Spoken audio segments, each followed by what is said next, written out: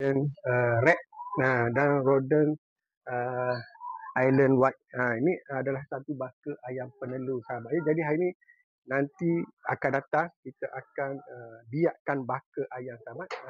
Baka ayam ni dia mampu bertelur sehingga 300 biji hingga 350 biji dalam masa 1 tahun sahabat ya. Dalam masa 1 tahun.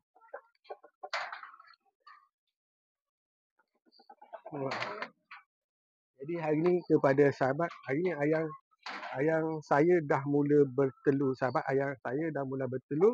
Nanti sikit hari lagi saya akan ram telur ayam ni sahabat untuk buat baka ayam. Jadi kepada sahabat-sahabat yang mana berminat nak memiliki ataupun nak memelihara ayam penelur, jangan lepaskan peluang sahabat ya.